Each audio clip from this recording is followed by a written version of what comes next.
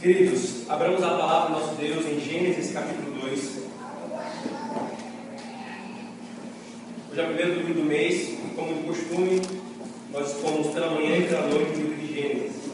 Na exposição sequenciada, agora nós exporemos Gênesis capítulo 2, versículo 16 e versículo 17.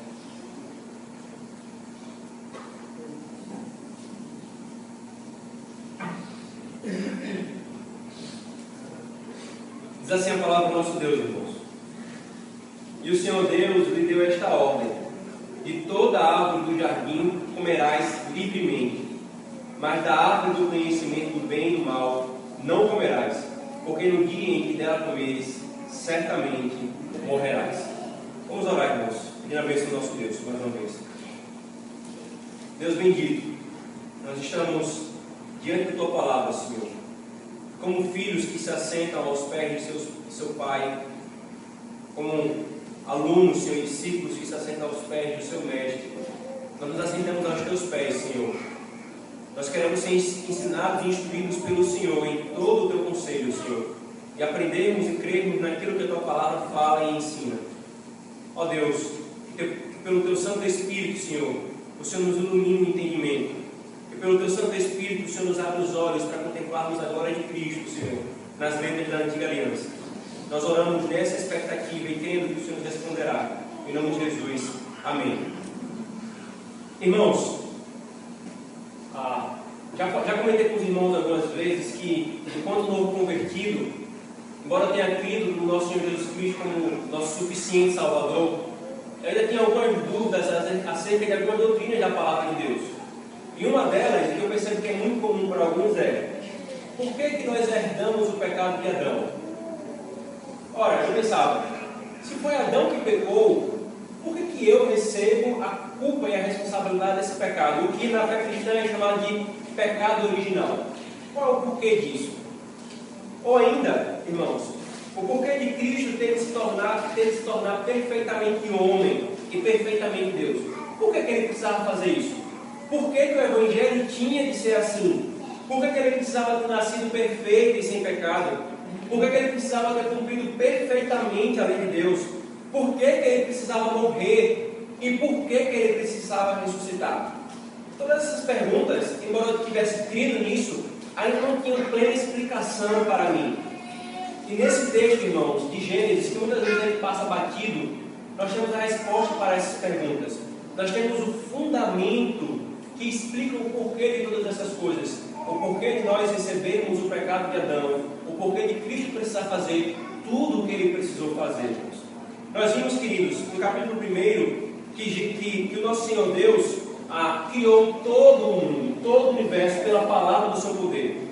No capítulo 2, então, no início do capítulo 2, Moisés passa a descrever o local do reino de Deus, o Éden, e especificamente o sexto dia, quando ele cria o homem.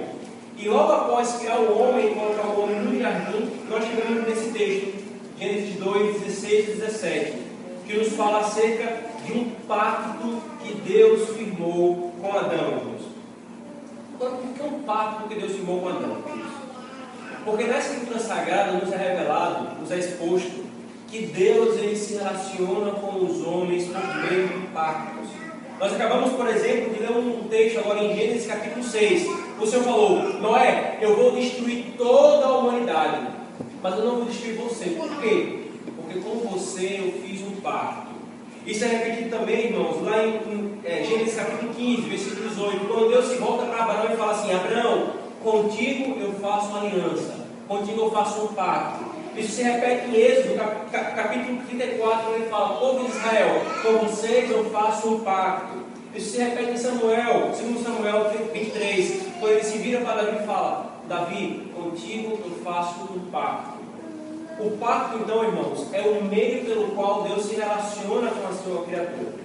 Mas o que é um pacto, então, queridos? Um pacto, irmãos, ele é um acordo firmado com Deus, firmado por Deus com o homem, administrado de maneira soberana. Deus não pergunta a opinião do homem, Deus entra em pacto com o homem, e esse homem agora em pacto com Deus, Deus chama a ter responsabilidades, mas Deus também lhe dá benefícios por causa desse pacto. Meus irmãos, Isso é fundamental para Deus se relacionar com o homem, porque Deus é criador e o homem é criatura. Deus não tem, enquanto criador, nenhum dever moral de se relacionar de maneira a beneficiar a sua criatura. Mas Ele é gracioso e misericordioso. Porque Ele é gracioso e misericordioso, Ele se condescende para com sua criatura e entra em pacto com ela, a fim de se relacionar com ela e beneficiá-la e trazer benefícios para ela. Essa é a estrutura do pacto, irmãos. Agora, se isso é um pacto, nós temos alguns elementos essenciais em um pacto. Quais são os elementos essenciais, irmãos? Nós temos os pactuantes, é o que nós chamamos aqueles que entram em pacto. Então, por exemplo, o casamento é um tipo de pacto. Quais são os pactuantes do casamento? Marido e mulher. Então nós temos os pactuantes, nós temos as condições do pacto, aquilo que é posto como condição. Nós temos as ameaças e as sanções do pacto, caso aquelas condições não sejam cumpridas. E nós temos os benefícios, ou melhor, as promessas, que são os benefícios em sendo cumprida as condições.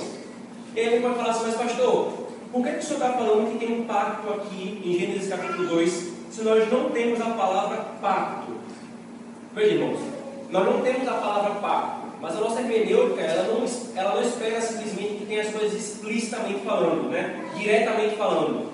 Há vários outros momentos da Escritura Sagrada, como eu citei, 2 Samuel 23:5, Davi fala lá, abre por favor comigo, 2 Samuel 23:5. Segundo livro de Samuel 23:5.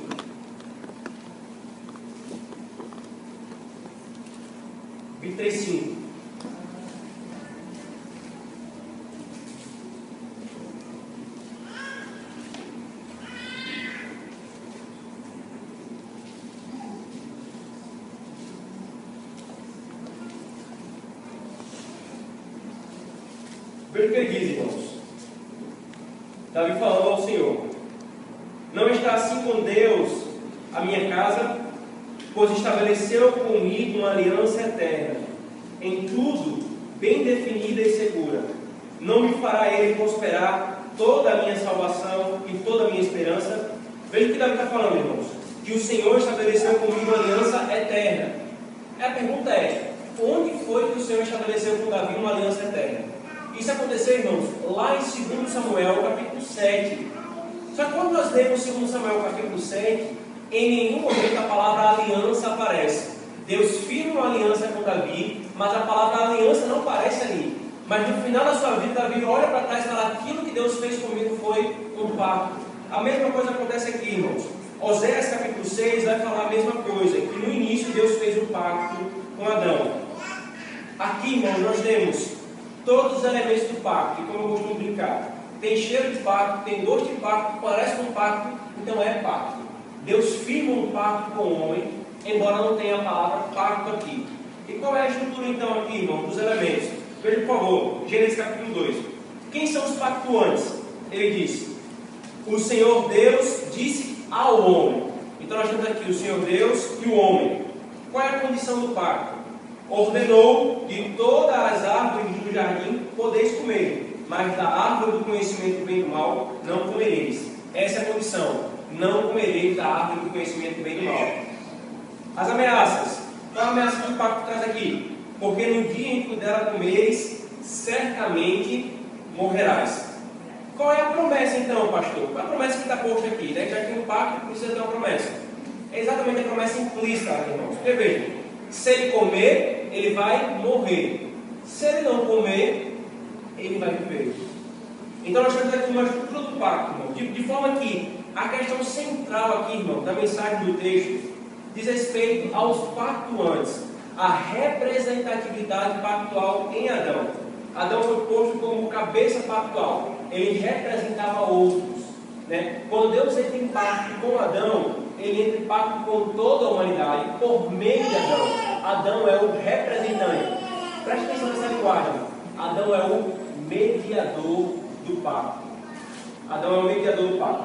Agora veja, irmãos, embora esse seja o ponto central, deixe-me explicar aqui os outros aspectos do pacto, porque muitas vezes algumas pessoas têm dúvidas sobre essa narrativa. Deixe-me explicar como é que algumas coisas elas ocorrem e funcionam aqui, né? Dúvidas como, por exemplo, por que Deus deu uma ordem se sabia sabia que Adão ia quebrar? Ou dúvidas como: por que a ordem foi de comer de um fruto? Por que comer de um fruto? E uma pena, para alguns, é tão severa como simplesmente comer de um fruto. Ou então, por que esse fruto era o fruto do bem e do mal? Do conhecimento do bem e do mal. Então, vamos ver, irmãos, primeiro esses elementos do pacto, para depois nós nos atermos à representatividade de Adão.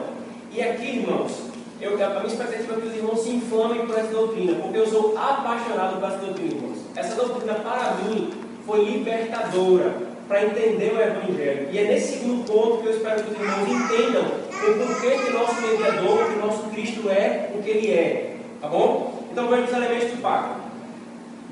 Primeiro, Deus entrou em pacto com Adão. E é o que nós falamos para os irmãos que a confissão de fé chama de condescendência.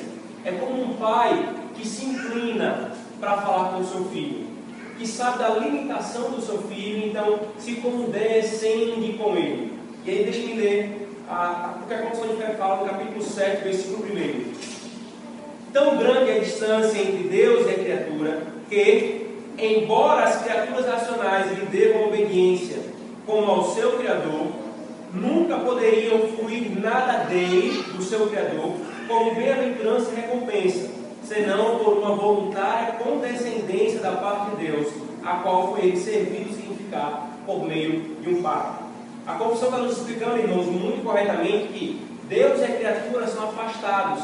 E nada, embora a criatura tenha obrigação moral de obedecer a Deus, Deus não tem nenhuma obrigação moral de recompensar a obediência desse homem. E daí você entende a insanidade de algumas pessoas de acharem que, se elas simplesmente fizerem coisas boas, Deus vai ter que aceitá-las. Deus não tem nenhuma obrigação moral de corresponder à obediência que o homem faça para com ele, mas o homem tem obrigação moral. O que Deus fez então para que ele retribua a obediência do homem? Deus ele se condescendeu do homem por meio de um pacto. Então o pacto é afirmado. Qual é a condição então aqui, irmãos? O homem como criatura devia a Deus por natureza e obediência. A ordem que foi posta aqui, irmãos, não comer da árvore do conhecimento do bem e do mal, é o que nós chamamos de mandamento ou lei positiva. Deixa eu explicar isso aqui. Por que foi simplesmente comer da árvore do fruto do conhecimento do bem e do mal? Deixa eu desse jeito. Quando nós falamos de mandamento positivo, irmãos, são mandamentos que o Senhor coloca de maneira pontual. Ele tem um propósito pontual para aquele momento. Ele não é necessariamente moralmente eterno, mas tem uma finalidade que representa a moral. Então você tem o fim que Deus estabelece aqui é que Adão externasse a obediência a Deus e recebesse o benefício por isso. Então é uma ordem simples, mas essa ordem significava a obediência de Adão a Deus. E já nós vamos voltar a essa ordem aqui, irmãos.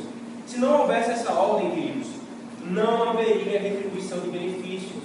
É por isso que Deus precisava colocar uma condição. Porque se não houvesse uma condição, não haveria uma possibilidade de retribuição. Agora, ao mesmo tempo, se há uma possibilidade de retribuição, há uma possibilidade de punição, há uma possibilidade de juízo.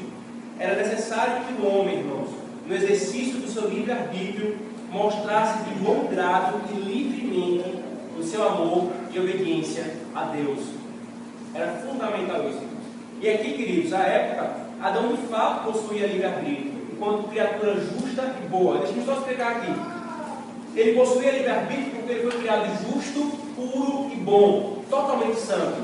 Então a sua vontade não estava inclinada para o mal ou para o bem necessariamente. Ele tinha liberdade de arbitrar, de escolher entre o bem e o mal.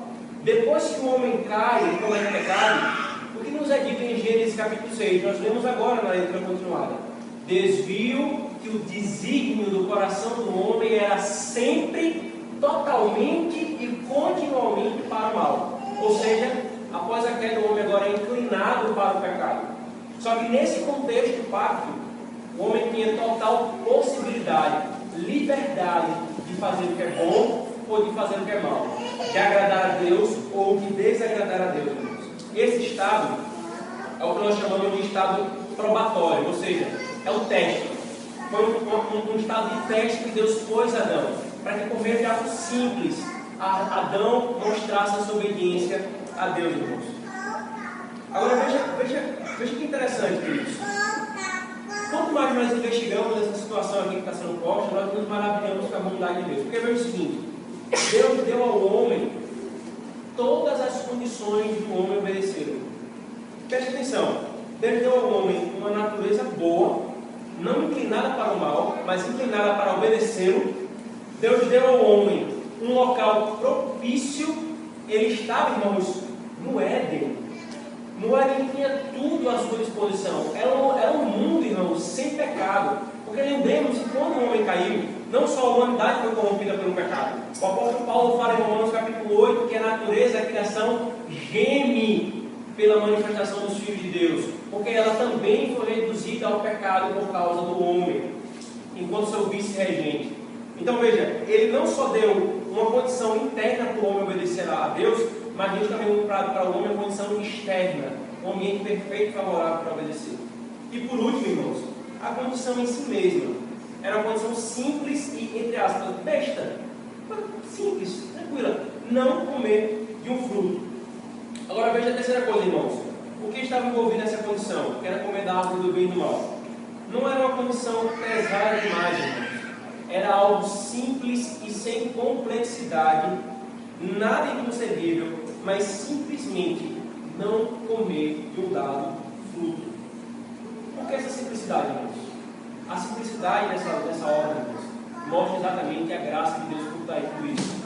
Sabe quando você prepara tudo para que seu filho faça correto? Você só falta, né? Thomas está aprendendo a engatinhar, aí fica se debatendo no chão, aí a gente bota no EVA. E aí ele brincando com o brinquedo, ele joga o brinquedo para longe. Eu falo, vai macho, vai pegar o brinquedo. Aí ele vai, se esforça e não consegue. Aí eu vou, pego o brinquedo, boto bem pertinho assim para ver se ele vai pegar. Ei papai, você pegou. Irmãos, é basicamente o que está acontecendo aqui. Deus está dando tudo para o homem obedecer. Uma lei, uma natureza boa, um ambiente perfeito e uma lei simples. É só não comer do fruto. Simples, nada que tenha significado moral em si mesmo, embora isso represente uma moralidade, nada que seja muito pesado. Agora, quanto à árvore, irmãos, do fruto do bem e do mal, algumas pessoas pensam que essa árvore é algo místico, né? Não há um ponto aqui. Nós não sabemos que árvore é essa. Certamente não era algo místico, mas o que nós podemos dizer é que essa estrutura do pacto, tanto a árvore do conhecimento do bem e do mal, quanto a árvore da vida, é o que nós chamamos de selos e símbolos do pacto. Por exemplo, na nova aliança do pacto da graça, quais são os selos e símbolos que nós temos? O batismo e a Santa Ceia. No pacto das obras, o selo e símbolo era o pacto, a árvore da vida e a árvore do conhecimento do bem e do mal. O homem é privado da árvore da vida por causa do seu pecado. Assim como o crente, quando está em pecado, é privado da ceia do Senhor. Onde é que essa árvore da vida aparece novamente? Apocalipse. Quando tudo está restaurado, essa árvore da vida aparece novamente e é dada para todos aqueles que foram redimidos pelo Cordeiro. Agora a promessa, irmãos. A promessa a ameaça e a promessa são inevitáveis nessa estrutura. Não é que Deus não viu que o homem não iria cair, mas que fazia parte de sua demonstração de graça toda essa estrutura. Colocar uma ameaça e colocar uma promessa. E por último, irmãos, o nome desse pacto. Nós temos diversos nomes aqui que são dados para esse pacto, né? Alguns dão o nome de pacto de vida, porque vida é prometida. Ou então pacto do Éden, porque foi feito com Éden. Ou pacto adâmico, porque foi feito com Adão. O nome clássico que foi colocado é pacto de obras, porque por meio das obras de Adão, Adão receberia o benefício da sua obediência. Quando então o homem poderia receber vida, irmãos, por meio das suas obras? Somente no pacto das obras. Quando Adão quebrou esse pacto, nunca nenhum homem poderia ser salvo por meio de suas obras. É por isso que nós, como presbiterianos aliancistas, não dizemos que a salvação no Antigo Testamento era pela obediência à lei. Porque desde que Adão quebrou o pacto de obras, nenhum homem pode ser salvo pela lei, mas somente por meio do novo Adão que Deus estabeleceu. Irmãos, diante de tudo isso, quais são algumas implicações para a nossa vida? Nós devemos olhar para esse pacto que é afirmado aqui. Primeiro, irmãos, é nós contemplarmos a graça de Deus em favor do homem desde o princípio. Irmãos, desde o princípio, Deus foi gracioso conosco. Desde o princípio, Deus nos tratou de maneira amorosa. Deus nos tratou querendo relacionar-se com o homem. Isso, irmãos, tem que nos mostrar a grandiosidade da face desse Deus. Porque muitas pessoas, inclusive muitos ateus, eles pintam um Deus que é por si mesmo irado com o homem. Ele criou o homem e mal acabou de criar, está irado com o homem. Mas não é isso que a Escritura diz, irmãos. A ira de Deus contra o homem não é pelo fato do homem ser criatura sua. A ira de Deus contra o homem é por causa do seu pecado. Exatamente toda a estrutura antes do pecado de Adão mostra a graça de Deus em favor do homem. Deus sendo gracioso com o homem da maneira como ele se lida. Agora também, irmãos, quando nós nos deparamos com tudo isso que Deus fez, presta atenção aqui, irmãos. Quando nós nos deparamos com tudo isso que o Senhor fez para que Adão obedecesse, e ainda assim Adão desobedeceu, nós nos deparamos, irmãos, com a realidade da nossa incapacidade de obedecermos a Deus por nós mesmos. Isso tem que nos alertar, isso tem que nos alarmar, irmãos, sabermos dessa verdade. Adão, com tudo propício para obedecer a Deus, ele ainda assim desobedeceu. Ou seja, diante dessa realidade, irmãos, nós temos que buscar em Deus a graça e a força para obedecermos a Ele. Se nós tentarmos, veja, Adão perfeito, em um ambiente perfeito, com uma lei simples, transgrediu e desobedeceu ao Senhor. Nós temos o pecado dentro de nós, o pecado interior, a natureza corrompida, embora com o novo homem, nós temos o que nós chamamos de pecado remanescente, que insiste em tomar o poder. Nós temos o mundo ao nosso redor, Satanás nos tentando. Quão ridículo é da nossa parte, irmãos. Queremos obedecer a Deus com o nosso braço forte. Achamos que nós podemos obedecer a Deus porque nós somos bons e nós conseguiremos, porque eu estou com um nível espiritual muito elevado. Irmãos, eu sou bebê espiritual. E Adão, por causa desse mesmo orgulho, tendo tudo favorável para obedecer a Deus, desobedeceu. Quanto mais nós, irmãos. Nós temos que olhar para Cristo e para o nosso Deus gracioso, se nós quisermos obedecer a Deus de maneira agradável a Ele, e não confiarmos e olharmos para nós mesmos. Agora, irmãos, a segunda coisa, então, que esse texto nos ensina, a ênfase, na verdade, como eu falei para os irmãos, é os pactuantes, ou a representatividade pactual de Adão.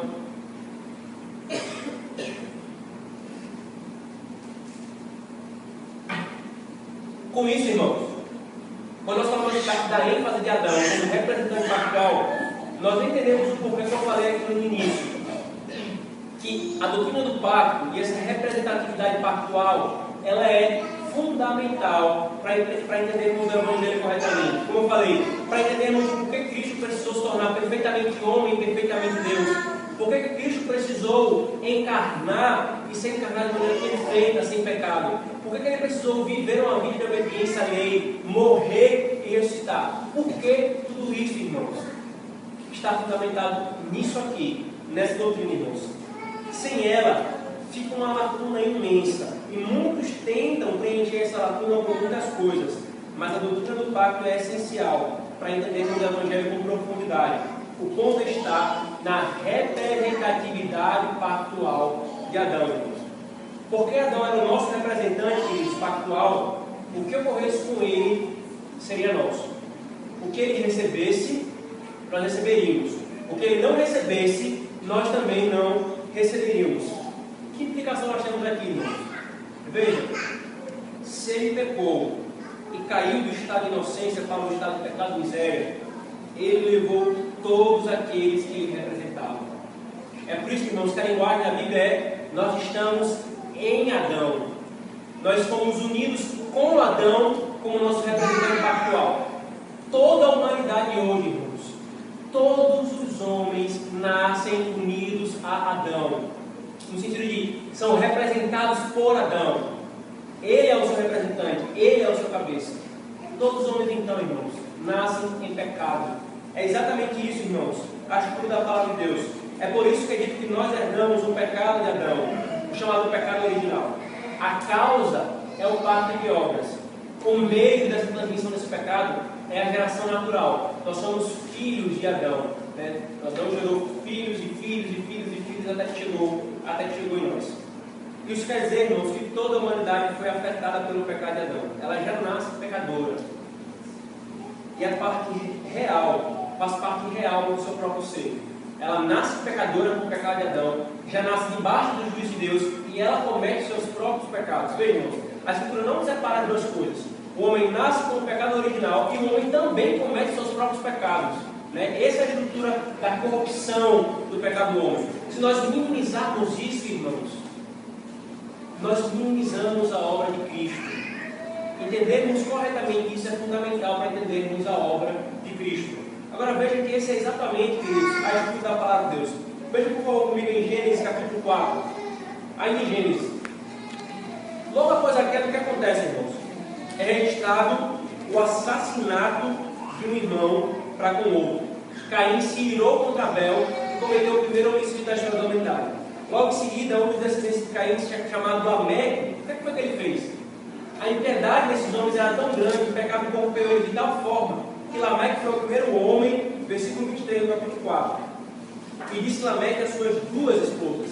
Ele foi o primeiro homem que teve duas esposas. E o que é que ele fez? Ada e Zilá, ouve-me, vós mulheres de Lameque, escutai o que passo a dizer-vos.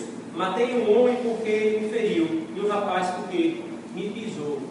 Veja, a corrupção do pecado foi tão grande, irmãos. Essa representatividade de Adão é tão clara que duas, três, quatro gerações depois, o que é mostrado? Os efeitos do pecado que Adão recebeu para si. Lameque mata o homem simplesmente porque ele pisou o pé e machucou. Ele contrai um casamento com duas mulheres, uma corrupção moral. Mas não para aí, irmãos. Gênesis 6,5. O que é que o Senhor fala? Viu o Senhor que a maldade do homem se havia multiplicado na terra, e que era continuamente mal todo o desígnio do seu coração. Continuamente mal. Algumas partes da sua vontade, algumas partes do seu desígnio, não. O Senhor fala todo o desígnio do seu coração. Aí você fala assim, pastor, mas aconteceu o dilúvio, né? O Senhor limpou a terra, o Senhor conservou só Noé, a sua família. Então, essa não é mais a realidade, né? Não, irmãos. Todo descendente de Adão é assim. De tal forma que veja o que o Senhor fala após o dilúvio. Gênesis capítulo 8, versículo 21. Após o dilúvio, o Senhor diz: e o Senhor aspirou o suave cheiro da oferta de Noé, no caso, né? E disse consigo mesmo: não tornarei a amaldiçoar a terra por causa do homem, porque é mau o desígnio íntimo do homem, desde a sua mocidade, nem tornarei a ferir todos os viventes como fiz. É mau o desígnio do homem desde a sua mocidade. E a palavra para mocidade aqui, irmãos, é desde a mais tenra idade. O homem é mau, corrupto em seu coração. Mas não para aí, irmãos. Abram por favor Salmo 51, versículo 5.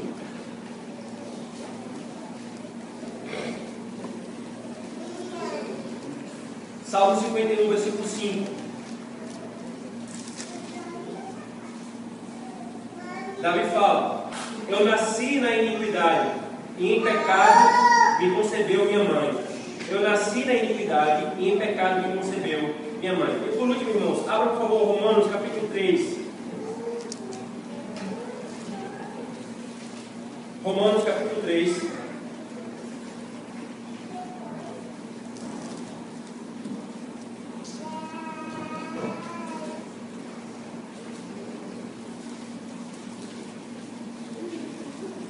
Versículo 18, 10 a 18. Como está escrito, e aí Paulo começa a citar uma série de versículos do Antigo Testamento. Não há um justo sequer, não há justo, nenhum sequer. Não há quem entenda, não há quem busque a Deus.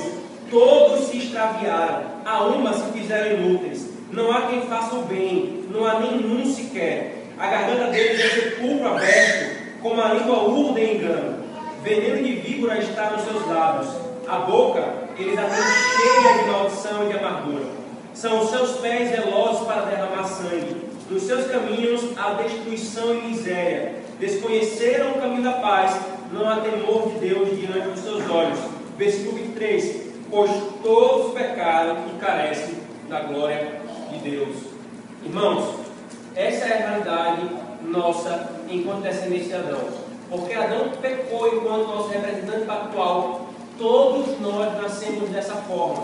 Por isso, irmãos, que nós não temos que, no fundo, o homem tem algo bom dentro de si. Irmãos, isso é muito importante, porque às vezes nós temos opiniões contrárias à palavra de Deus, porque nós não meditamos na profundidade da doutrina da palavra de Deus. Eu não posso esperar que o homem, por si mesmo, vai fazer aquilo que é bom e que agrada a Deus. Se o Evangelho não transformar o homem está totalmente corrompido no seu pecado, irmãos.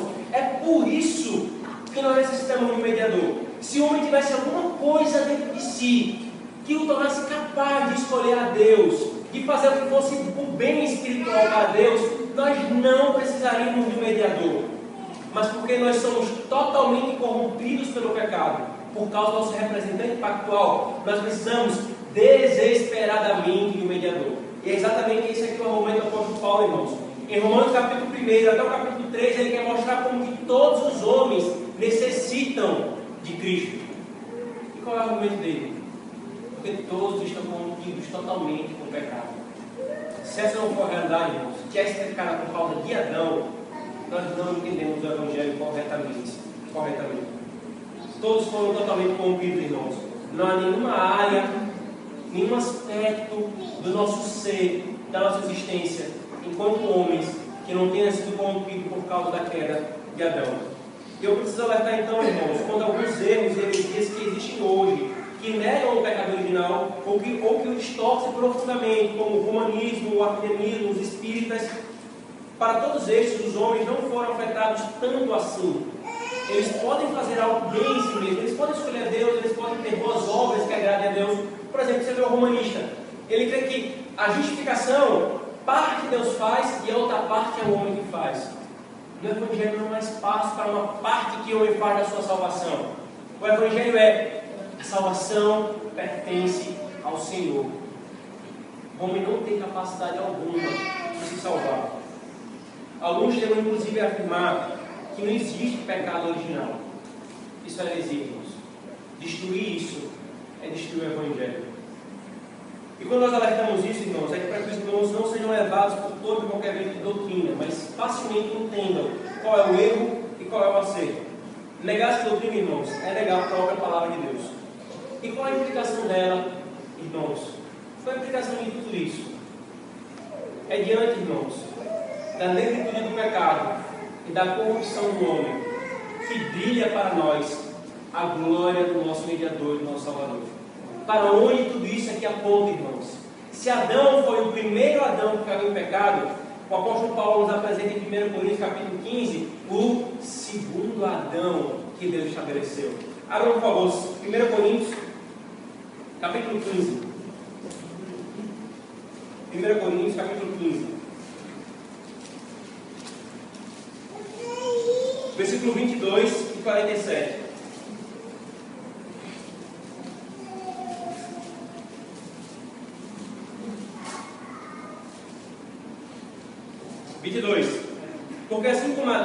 Porque assim como em Adão, veja, assim como em Adão todos morrem, assim também todos serão vivificados em Cristo. Agora veja o versículo 47. O primeiro homem, o primeiro Adão formado da terra, é terreno. O segundo homem é do céu.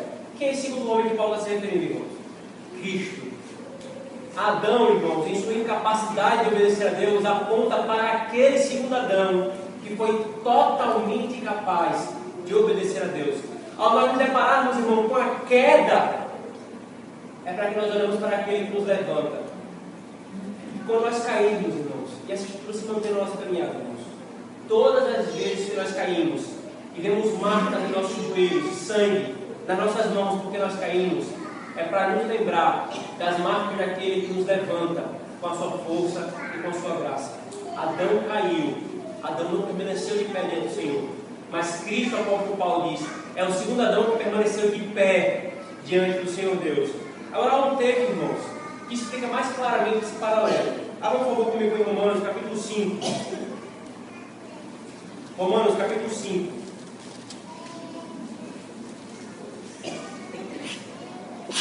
Acompanhe comigo a leitura desse texto. Do 12 ao 21. Portanto, assim como por um só homem entrou o pecado no mundo e pelo pecado a morte, assim também a morte passou a todos os homens, porque todos pecaram. Pois até o regime da lei havia pecado no mundo. Mas o pecado não é levado em conta quando não há lei. Entretanto, reinou a morte desde Adão até Moisés, mesmo sobre aqueles que não pecaram à semelhança da transgressão de Adão, o qual prefigurava aquele que havia de vir. Todavia, não é assim o dom gratuito como uma ofensa, porque se pela ofensa de um só morreram muitos, muito mais a graça de Deus e o dom pela graça de um só homem, Jesus Cristo, foram abundantes sobre muitos.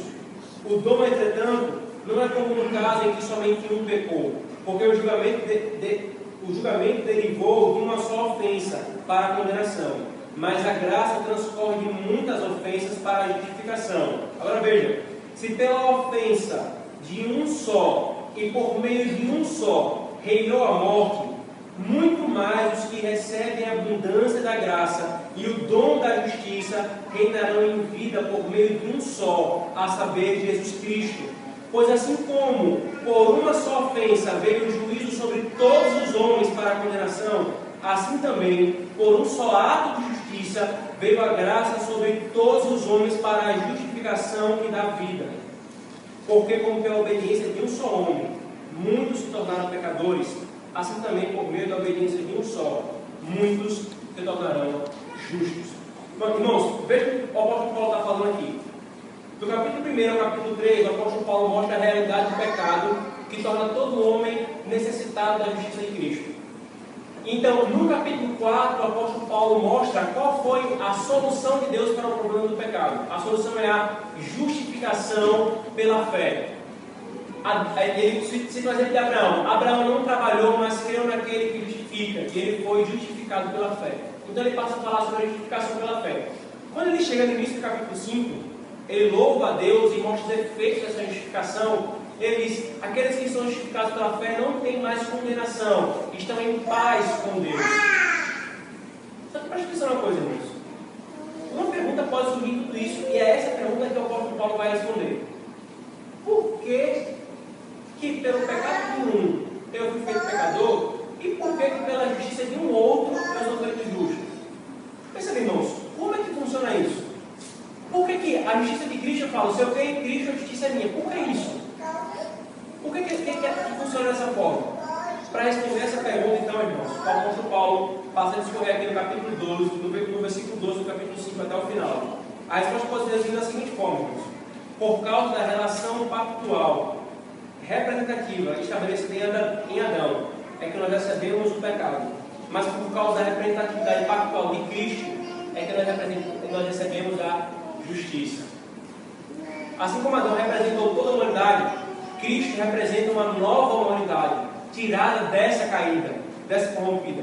Assim como Adão foi o primeiro cabeça pactual, Cristo foi posto por Deus como o segundo cabeça pactual, que trouxe vida a essa nova humanidade. Tudo por causa do pacto, irmãos, e especificamente a representação pactual. Ele é a razão do porquê o pecado de um só homem produziu a nossa ruína. E é a nossa única esperança de que a justiça de outro representante é a nossa justiça. A teologia do pacto, irmãos, ela é fundamental para nós entendermos corretamente a estrutura do Evangelho. Nesses dois grandes pactos, irmãos, pacto de obras e no pacto que Deus firma com Cristo, chamado pacto da graça, é que está estruturado o Evangelho. Somente quando nós entendemos que perdemos em Adão, é que nós podemos saber o que nós ganhamos em Cristo. Somente quando nós entendemos o porquê que Adão perdeu e como ele perdeu, é que nós entendemos o porquê que Cristo ganhou e o como dele ter ganhado. E por que ele precisou encarnar, irmãos? Porque quem quebrou o pacto foi um homem. Era um homem que precisava cumprir o pacto.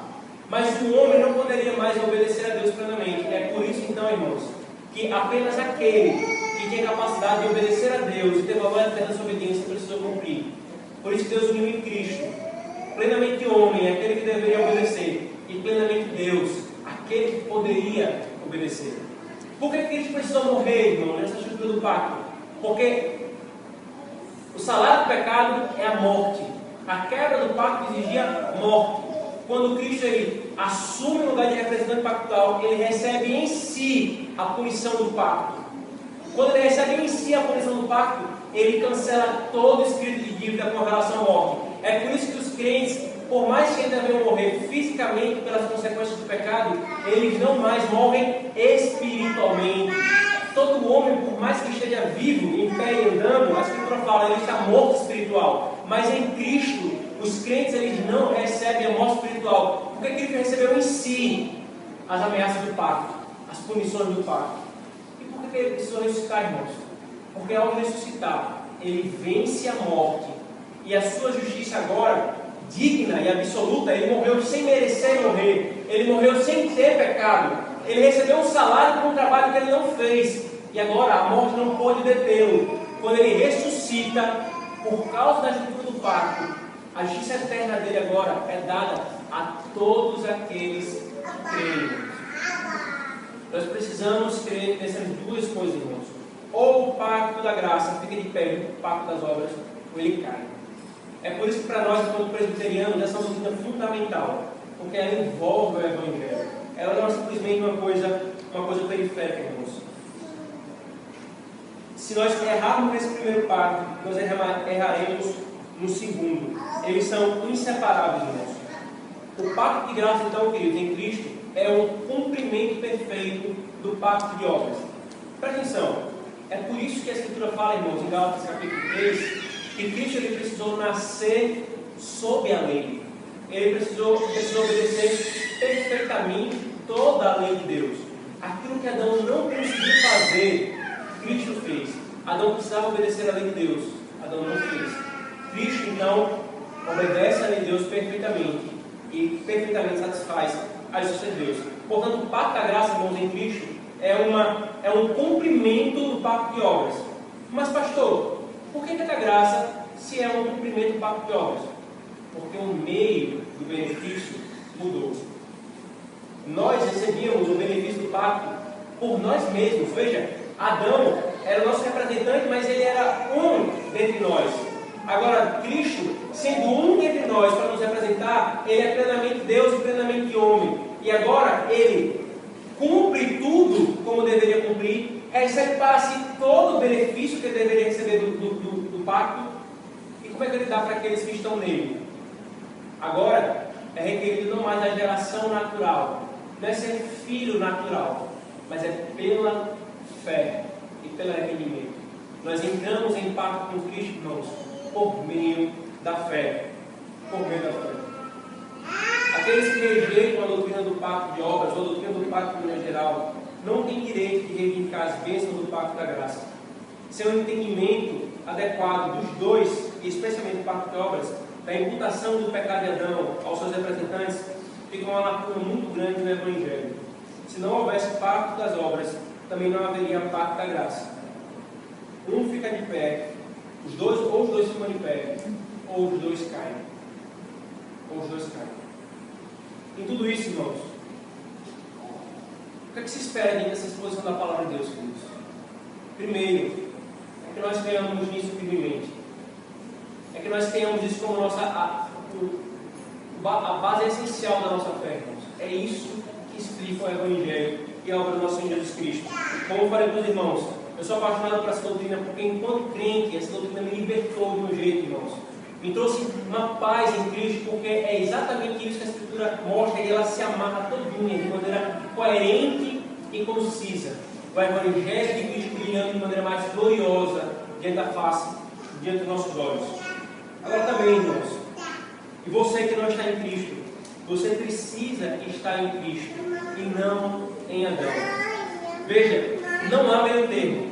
Ou nós estamos em Cristo, ou nós continuamos em Adão. Se você não crê em Cristo e não está no pacto da graça com Cristo, você está necessariamente no pacto das obras. E você então está debaixo do juízo do pacto das obras.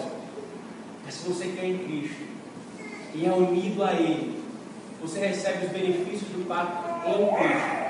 Não mais a justiça sua, porque a minha e a sua justiça não vale nada mais diante de Deus. Não há nenhuma promessa de retribuição, porque as nossas obras são corrompidas pelo pecado. Mas em Cristo, a plena promessa de retribuição, porque ele satisfez a Deus, e aqueles que creem na sua obra e no que ele fez recebem para si o benefício do pacto da graça. Se você não creu em Cristo, você está em Adão, unido a Adão. Você precisa estar unido a Cristo para ser verdadeiramente salvo. Agora veja também, irmãos, a representatividade de Adão é por nascimento natural. É por isso que a Escritura Sagrada fala lá em João, capítulo 3, que é necessário que o homem nasça de novo. Somente pelo novo nascimento é que o homem então entra em pacto com o novo Adão. No velho nascimento, o homem está em pacto ainda com o velho Adão. Mas no novo nascimento, ele faz parte dessa nova humanidade que é representada por Cristo, irmãos. A condição do pacto de obras era a obediência. Cristo veio e obedeceu o que Adão não poderia fazer. A única condição que nos é posta nesse pacto, então, irmãos, é crermos e nos arrependermos. Mas você pode pensar, como assim, pastor? Uma condição, se é uma condição eu vou fazer, se eu vou fazer pelas minhas obras, como é que funciona essa estrutura? É aí que é da graça, Deus. Porque o Senhor disse, para vocês estarem em Cristo e receberem o benefício de Cristo, vocês precisam crer e se arrepender dos pecados. O que é que o Senhor faz? Vocês não podem crer, vocês não podem se arrepender por causa dos pecados. Mas eu lhe dou vida, eu lhe dou a fé e eu lhe dou arrependimento para que você possa crer e confiar apenas em Cristo Jesus. Por isso, irmãos, pela fé e pelo arrependimento, nós estamos em Cristo. E estando em Cristo, nós somos chamados a viver como quem está em pacto. O que nós vimos hoje, irmãos, foi a doutrina do pacto de obras, que explica e fundamenta todo o Evangelho e que é essencial para nós entendermos a Escritura Sagrada. Adão, o nosso representante pactual, entrou em pacto com Deus. Deus entrou em pacto com Adão, prometendo lhe dar vida, caso ele obedecesse. Mas ele desobedeceu. E no capítulo 3, nós veremos como se dá essa desobediência diante do Senhor. Amém, irmãos. Que o Senhor nos abençoe. Vamos orar, queridos, pedindo a graça do Senhor sobre nós.